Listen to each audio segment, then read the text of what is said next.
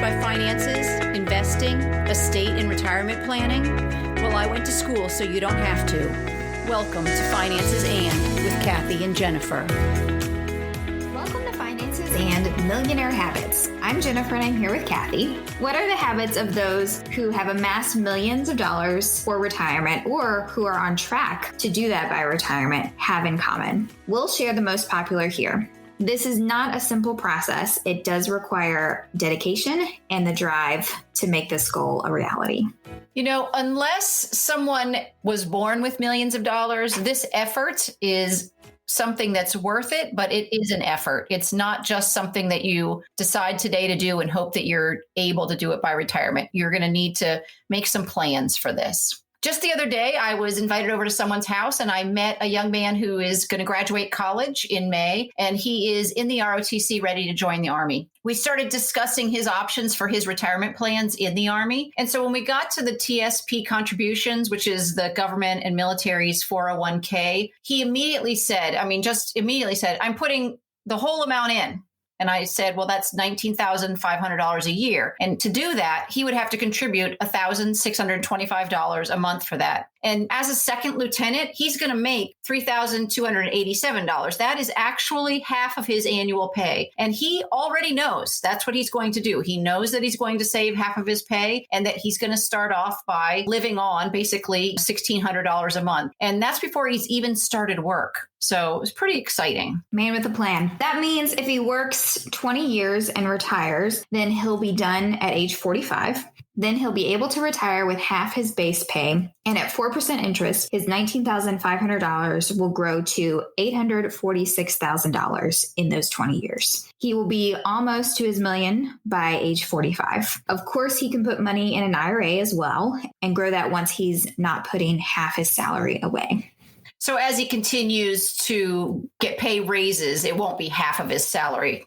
If he continues to put that amount away each year and he gets out and contributes to a 401k at another job, he's going to have $4.17 million at 65. You go, Josh. That includes no match for the first 20 years if he chooses that pension option, and that would give him in his retirement each month $7,773 to live on. Wow.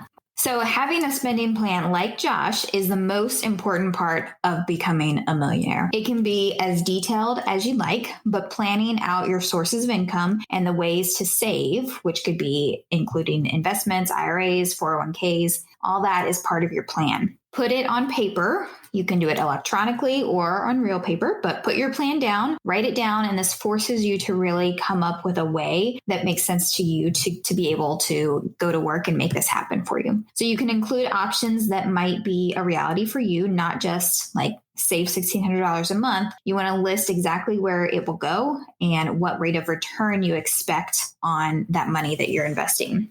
And also write down when you plan on retiring as your goal. This way, as things come up that alter your plan, which they will, you can make needed adjustments.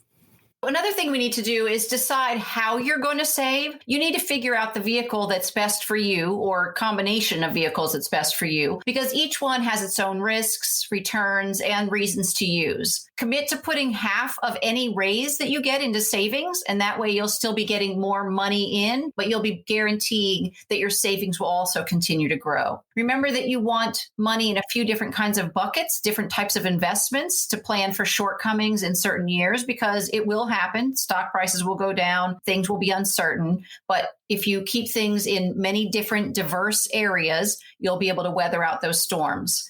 Pay off your debt.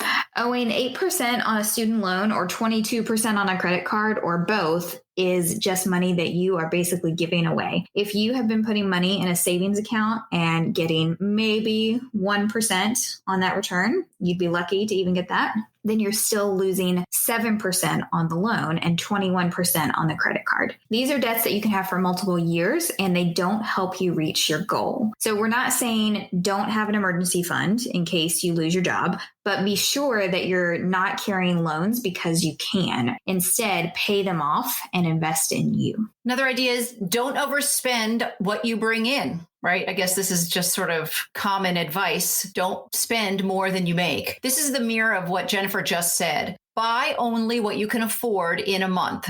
You're welcome to use your credit cards. Just make sure it's something that you can pay off each month. Your spending plan is you committing to what you should be able to do to reach your goals. There can be some give and take in your plan, but gifting is not an emergency. Neither is paying rent or making other purchases that you do each time. Saying that that's an emergency and taking money out of an emergency area is not what it's for. Be ready for purchases, whether they come up monthly or they come up annually. Create intellectual property. That's something that no one else has. This can be something like writing a book, writing songs, scripts, or creating art, design, or design tools that someone needs, like a tradesman, so a plumber or electrician or other craftsman would use. And these intellectual properties can allow you to apply for the rights to a patent, a copyright, or trademark, and you'll get paid when others use it. So this is a chance for you to be creative and find other ways to make money. Consider investing in real estate. This can be tricky, but if you start small and don't spend beyond what you have allocated for this, you can slowly grow your portfolio. And this is something that my husband and I are really interested in. And we've mentioned it on here before. We started out with our first house, a very small, rather inexpensive house in a rather inexpensive area, and are now able to rent that house out. And so that's part of our portfolio, and that's part of our plan to continue to grow real estate income. You know, you can also find ways to increase your income. Be careful of selling things like home party sales, plasticware, crafts, candles, makeup, jewelry. They can make you money, but there is a huge level of failure for sales in this. In fact, 95% of the time, people fail at this job, according to Forbes. Maybe because they're not actually a salesperson and it seemed like a good idea. Maybe because the product itself isn't selling where you are, or there's too many people selling it in the area. So it's not a terrible idea, but be aware that there's a high chance of failure. In other words, that this is not going to be your side hustle, huge money maker. Instead, maybe consider a job or a hustle that doesn't require you to buy any inventory and go ahead and just work for someone else. And I know some people who have been very successful selling things like that. So I would say they have a real dedication for it. If you want to dedicate yourself to that, I say, find a mentor, find the people who are doing it really well and talk to them, and you're going to have a much higher chance of being successful. I know I've done that in the past, and I just bought more of the product than I sold. So it was not successful for me. And I didn't have the drive to seek somebody out to make it a real side hustle. Yeah, I like the advice of finding a side hustle where you don't have to invest as much, I guess, to buy the inventory in order to make money.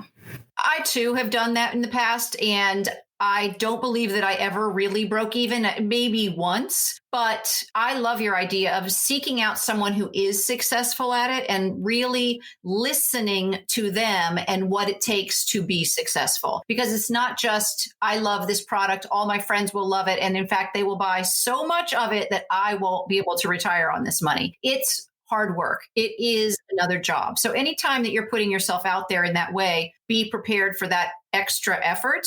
Not that going to work for someone else is not also going to be extra effort, but there's just a different mentality. You leave there, you're done. When you're trying to work for yourself, you're never done. Another piece of advice is to read up on these topics if you're interested in them. Listen to podcasts on the financial topics you're most interested in. Knowledge is power, and the more that you can learn on these topics and the more that you can do to educate yourself, the easier it is to make decisions about your own financial choices. So we have a few book recommendations for you. One that I know this is the book that I read, what inspired us to move into or to invest in real estate. And that was Rich Dad, Poor Dad by Robert Kiyosaki. So another one, actually another two set of books that I enjoyed. They both had cheapskate in the title. And there's two different authors then. So Jeff Yeager wrote some books about being a cheapskate, and so did Mary Hunt. They're very different. Jeff Yeager in his cheapskate books are talking more about like what we're talking about here. Mary Hunt, on the other hand,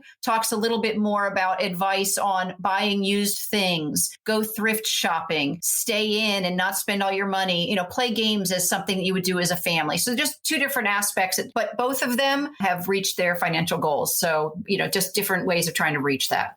And then the other book that we recommend is called The Millionaire Next Door by Thomas Stanley. I've heard it referenced so many times. The millionaire next door is not the person who is driving the nicest car and living in the biggest house. The millionaire next door is the person living in a small house and driving a rusty old car. And that's the person who is actually saving and investing their money and is the millionaire next door. Also, take advantage of your 401k matches, similar to what we were talking about at the very beginning of the podcast. It's common for employers to match 50 cents to the dollar when you contribute, say, up to 6% of your salary. They might match up to 3%. Of course, that's going to depend on where you're working, and your business will happily tell you what they're willing to contribute. But it's free money, so make sure you're at least contributing the same thing that would allow them to match their max. So an example is if somebody is making, say, $50,000 a year and is saving $450 a month towards their 401k, their match, if they're matching at 6%, would be a total of $250 a month or $3,000 a year. That means that your $450 and their $250 growing in that 401k will allow you to become a millionaire in roughly 34 years. And in fact, by age 40, it could grow to 1.6 million. Make sure that you are utilizing all the free money you can, which means not paying interest and taking money that other people are willing to give you. For your 401k, after the age of 50, you can put an additional $6,500. And that's true for this year in 2020, and it will also be true in 2021.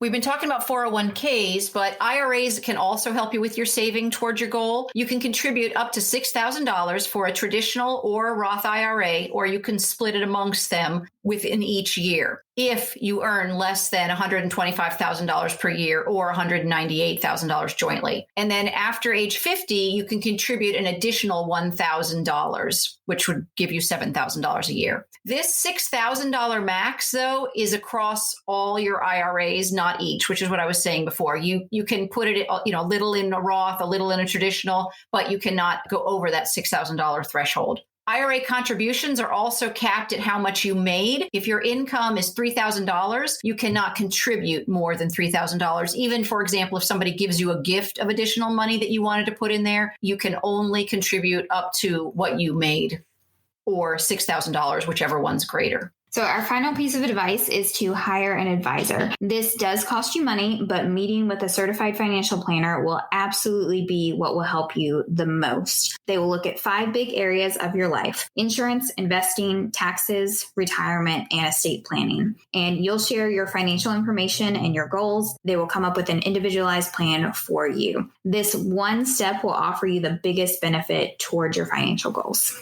We will continue to say this over and over again, but meeting with a certified financial planner to help you look at what is true for you is going to reap you the largest benefit. You can meet with them annually. You can meet with them only when a life event occurs. Maybe you have a baby or you get married, or you can pick every 5 or 10 years if you have to wait that long, especially if nothing else is going on in your life that would change whatever they've told you the first time you've met. But they will absolutely be able to look at literally what kind of insurance do you need in your situation? What kind of investing should be done? How to maximize the tax planning for you to minimize how much you're paying in taxes. And then look at what you're going to have in retirement and help you with sharing the wealth once you've passed. So all of these things are going to be covered by a CFP, and it is the biggest gift that you can give yourself. Anything else?